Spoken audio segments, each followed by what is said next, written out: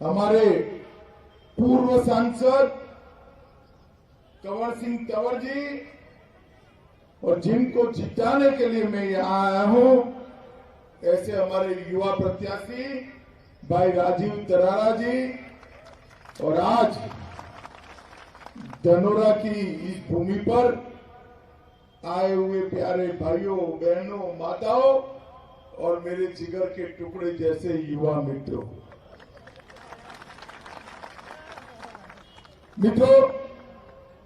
यह ऐतिहासिक भूमि है। यहाँ पत्थर कुटी में भगवान शिव स्वयं विराजमान है। चाकेश्वर झारखंडी मंदिर में भी महादेव विराजमान है। मैं दोनों को प्रणाम कर मेरी बात की शुरुआत करना चाहता हूं। मित्रों, आज मैं यहां आया हूं, समय ज्यादा नहीं है, बहुत लंबा बोल नहीं पाऊंगा, मगर आप हमारे प्रत्याशी को फिर से विधायक बना दीजिए। विजय जुलूस में मैं जरूर आऊंगा और लंबी बात करेंगे। मित्रों, जो चुनाव है 2022 का, ये चुनाव हमारे तरार को विधायक बनाने का, कोई विधायक को मंत्री बनाने का चुनाव नहीं। ये चुनाव उत्तर प्रदेश का भविष्य तय करने का चुनाव है। उत्तर प्रदेश को विकास के रास्ते पर ले जाने का। दोनों ओर दो खेमे लगे हैं। एक खेमे में जात पात की बात करने वाले हैं, एक खेमे में दंगा कराने वाले हैं, एक खेमे में माफियाओं के राज को संरक्षण देने वाले हैं, और दूसरा खेमा है जो केवल और केवल विकास करता है, उत्तर प्रदेश को आगे बढ़ाता है। दूसरा खेमा है भारतीय जनता पार्टी का खेमा है। मैं पूछने आया हूं आज धनोरा वालों को, धनोरा वालों, आज मुझे बताओ, गजरोला के अंदर कोई बाहुबली बाकी बचा है क्या? जोर से बोलो, बचा है क्या? कोई मां बहनों के सम्मान के साथ छेड़खानी कर सकता है क्या? कोई आपको परेशान कर सकता है क्या? कोई आपकी भूमि को कब्जा सकता है क्या? 5 साल के अंदर ये जो पलायन करने वाले थे, उनको चुन चुन कर पलायन कराने का काम भारतीय जनता पार्टी की सरकार ने किया है। आज पूरे उत्तर प्रदेश के अंदर माफिया दिखाई पड़ता है तो तीनों जगह पे दिखाई पड़ता है। एक जेल में दिखाई पड़ता है, दूसरा उत्तर प्रदेश के बाहर दिखाई पड़ता है, और तीसरा समाजवादी पार्टी की विधायक के प्रत्याशी की सूची में दिखाई पड़ता है। और कोई जगह पे माफिया नहीं है। मैं जो पूछता हूं इसका जवाब दीजिएगा भाइयों बहनों। आज मुझे बताओ, ये आजम खान कहां है? अरे जोर से बोलो, सुनाई नहीं पड़ता। कहां है? अतीक अहमद कहां है? मुख्तार अंसारी कहां है? अगर भारतीय जनता पार्टी की सरकार न होती तो ये जेल में होते क्या? होते क्या? होते क्या? अगर आपने गलती कर दी, होने की संभावना ही नहीं है, मगर कर दी तो बाहर आएंगे या नहीं आएंगे? लाना चाहते हो क्या? नहीं लाना चाहते हो तो फिर से योगी आदित्यनाथ के नेतृत्व में कमल फूल की सरकार बनानी पड़ेगी। मित्रों, कमल फूल की सरकार।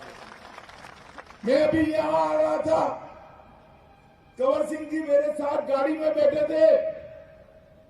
मैं रोड देखकर चकित हो गया। मैंने कंवर सिंह जी को पूछा, कंवर सिंह जी ये तो रोड बड़े चकाचक हो गए, तो उन्होंने कहा 5 साल पहले गड्ढे थे और कीचड़ लगता था, आज भारतीय जनता पार्टी की सरकार ने पूरे उत्तर प्रदेश में रोड बना दिए हैं मित्रों, रोड बना दिए। ये गंगा एक्सप्रेस वे काशी तक जाता है। मोदी जी ने बाबा विश्वनाथ का दरबार फिर से सजाया है, कॉरिडोर बनाया है। गंगा एक्सप्रेसवे 23 में खत्म हो जाएगा। वहां जाकर मां गंगा का शुद्ध जल लेकर आप बाबा विश्वनाथ पर अभिषेक कर सको, ऐसा एक गंगा एक्सप्रेसवे बनाने की भी शुरुआत। मित्रों, सपा बसपा बसपा सपा, ये बुआ भतीजा की सरकार में उत्तर प्रदेश पूरे देश के अंदर पिछड़ा राज्य बन गया। इतने बड़े सूबे की सरकार और उसकी अर्थव्यवस्था देश के 7वें नंबर पर थी। कौन से नंबर पर थी? जोर से बोलो, कौन से नंबर पर? 5 ही साल में मोदी जी के नेतृत्व में 7वें नंबर से दूसरे नंबर पर लाने का काम हमारे योगी आदित्यनाथ ने करा है। मित्रों, धनोरा वालों खुश मत हो जाओ, गजरोला वालों मैं बताकर जाता हूं, एक मौका और भारतीय जनता पार्टी को दे दो, ये दूसरे नंबर से 2 ही साल में पहले नंबर पर ले जाने का काम ये भारतीय जनता पार्टी। मित्रों, आज पूरे उत्तर प्रदेश में विकास आगे बढ़ चुका है। अखिलेश जी अभी बस ले लेकर घूमते हैं। मैं पूछना चाहता हूं अखिलेश यादव जी को, अखिलेश जी आपकी सरकार थी, ऊपर सोनिया मनमोहन सिंह की सरकार थी, आपने और बहन मायावती ने दोनों ने उसका समर्थन किया था। उत्तर प्रदेश को सालाना कितना रुपया देते थे मित्रों?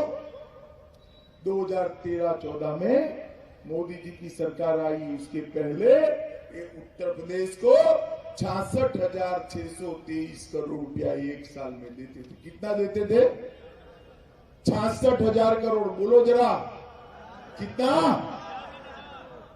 मोदी जी ने अभी 22-23 का बजट रखा, 66,000 करोड़ को बढ़ाकर 1,46,500 करोड़ रुपया उत्तर प्रदेश को देने का काम करा।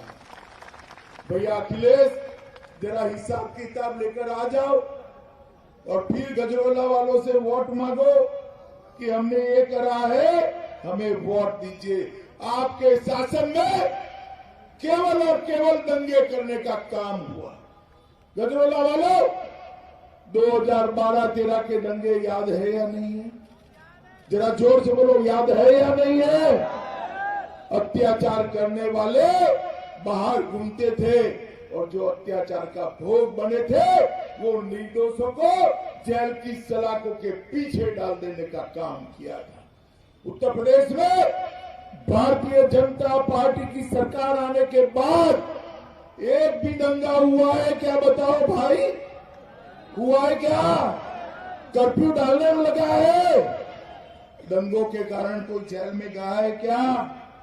मित्रों, डकैती में 70% की कमी आई, लूट में 62% की कमी आई, हत्या में 31% की कमी आई और बलात्कार में 50% से ज्यादा कमी आई है। यही बताता है कि हमने उत्तर प्रदेश के अंदर बदलाव किया है। मित्रों, मोदी जी ने उत्तर प्रदेश की गरीब जनता के लिए 1,67,00,000 गैस का सिलेंडर देने का काम किया है। 1,67,00,000।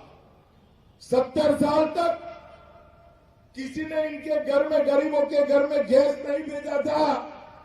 मित्रों, 1,41,00,000 परिवारों में बिजली पहुंचाने का काम देश के प्रधानमंत्री नरेंद्र मोदी जी ने किया है और 15 करोड़ लोगों को कोरोना के कठिन काल में 2 साल तक प्रति व्यक्ति 5-5 किलो अनाज देने का काम भारतीय जनता पार्टी के नेता और देश के प्रधानमंत्री नरेंद्र मोदी जी ने किया है। 42 लाख गरीबों के आवास बनाए हैं।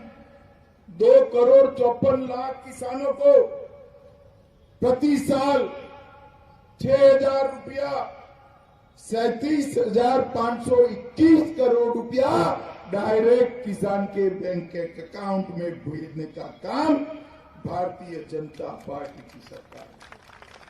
भाई इतने सारे लोग हैं, रोड भी पूरा भरा पड़ा है। मुझे बताओ कितने लोगों ने कोरोना का टीका लिया है? जरा हाथ ऊपर करो तो। ले लिया ना? तीसरी लहर में बच गए ना? अगर कोरोना हुआ भी तो जुकाम जैसा हुआ, किसी की मृत्यु नहीं हुई। सच बात है ना? जरा जोर से बोलो भाई, सच बात है ना? ये टीका लेने में 1 रुपया देना पड़ा है क्या? देना पड़ा है? ऊपर से सरकार ने चाय कॉफी भिजवा पिलाकर भेजा ना? जरा जोर से बोलो, भेजा ना? ये अखिलेश कहते थे ये तो मोदी टीका है, मैं नहीं लगाऊंगा, आप भी मत लगाइए। मित्रों, 1 महीने तक तो बोलते रहे, बाद में डर के मारे दुमक कर टीका लगा दिया उन्होंने। मगर मुझे बताओ भाइयों बहनों माताओं, अगर हम उत्तर प्रदेश वाले उनकी बातों में आते तो तीसरी लहर में हमारी जान बचती क्या? इस प्रकार के नेता जो राजनीति करने के लिए जनता की जान को जोखिम में डालते हैं, उनको उत्तर प्रदेश का मुख्यमंत्री बनने का कोई अधिकार नहीं है मित्रों, कोई अधिकार। मोदी जी ने 1,30,00,000 की जनता, 130 करोड़ की जनता को दोनों टीके फ्री ऑफ कॉस्ट मुफ्त लगाने का काम किया है और एक सुरक्षा का सुदर्शन चक्र समग्र देश की जनता के इर्द गिर्द खड़ा करने का काम देश के प्रधानमंत्री नरेंद्र मोदी जी ने किया। भाइयों बहनों मुझे बताओ, एक कश्मीर के लिए जो धारा 370 थी, जो उसको भारत के साथ जोड़ते हुए रोकती थी, वो हटानी चाहिए या नहीं हटानी चाहिए? जोर से बोले, हटानी चाहिए या नहीं हटानी चाहिए? मित्रों, आपने दूसरी बार मोदी जी को प्रधानमंत्री बनाया। 5 अगस्त 2019 को मोदी जी ने धारा 370 को देश की संसद में उखाड़ कर फेंक दिया मित्रों, उखाड़ कर फेंक। और अखिलेश बाबू क्या भाषण करते थे? खून की नदियां बह जाएगी। मेरे सामने खड़े होकर लोकसभा में भाषण करते थे। अखिलेश बाबू, आप जो कहते थे कुछ नहीं हुआ, खून की नदियां छोड़िए, कंकर चलाने की किसी की हिम्मत नहीं हुई मित्रों, कंकर चलाने की। इस उत्तर प्रदेश के अंदर जो विकास की गंगा बही है, इसमें हमारे क्षेत्र को भी ढेर सारा फायदा पहुंचा है। मित्रों, प्रसिद्ध टिगरी मेले को सरकारी घोषित कर उसको सम्मान देने का काम हमारी सरकार ने किया। मां गंगा के किनारे भी मेलों की व्यवस्था हम चालू कर रहे हैं। 1.5-2 दशक से बंद पड़ी डिंगरा बिजली घर को चालू कराने का काम भारतीय जनता पार्टी की सरकार ने किया है। 70 करोड़ से नए बिजली घर का निर्माण भी कराने का काम भारतीय जनता पार्टी की सरकार ने किया।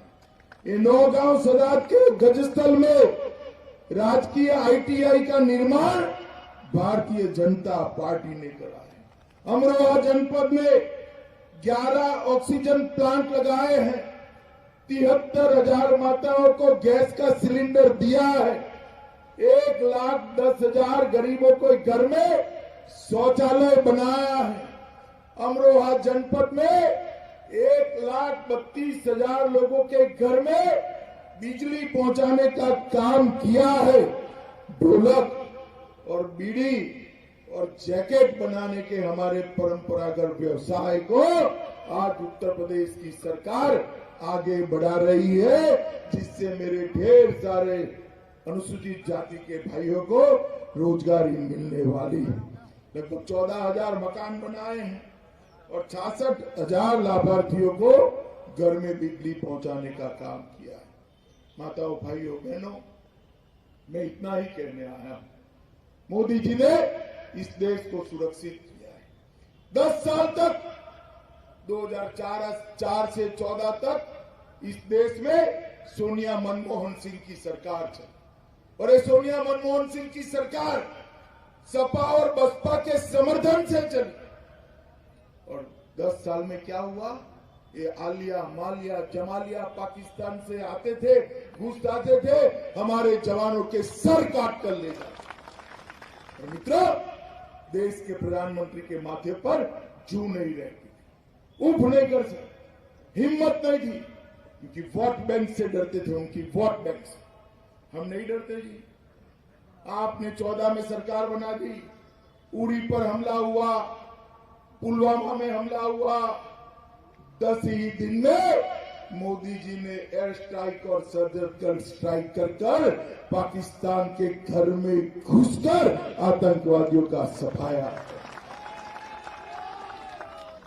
मोदी जी ने पूरे देश में, पूरी दुनिया में एक संदेश भेजा है, भारत की सीमाओं की ओर कोई आंख उठाकर देख नहीं सकता। भारत के जवानों की जान के साथ कोई खिलवाड़ नहीं कर सकता। अगर किसी ने हिमाकत करी तो उसको दंड दिया जाएगा और वो अपनी जान से चला जाएगा। ये संदेश देश के प्रधानमंत्री नरेंद्र मोदी जी ने दिया। मित्रों, आज मैं भाई करारा को जिताने की अपील करने के लिए आया हूं। इसको जिताते ही आप योगी आदित्यनाथ को भी हाथ मजबूत करेंगे और नरेंद्र मोदी जी के भी हाथ मजबूत करेंगे। मुझे बताओ, कमल के निशान पर बटन दबाओगे क्या? जोर से बोलो, दबाओगे? करारा को जिताओगे? यहां से एक कमल का फूल लखनऊ विधानसभा में भेजोगे? मोदी जी के हाथ मजबूत करोगे? योगी जी के हाथ मजबूत करोगे? तो मेरे साथ दोनों हाथ उठाइए, उठाइए दोनों हाथ, 300 पार के संकल्प की मुट्ठी बीचिए और प्रचंड आवाज से बोलिए, भारत माता की, भारत माता की, वंदे वंदे वंदे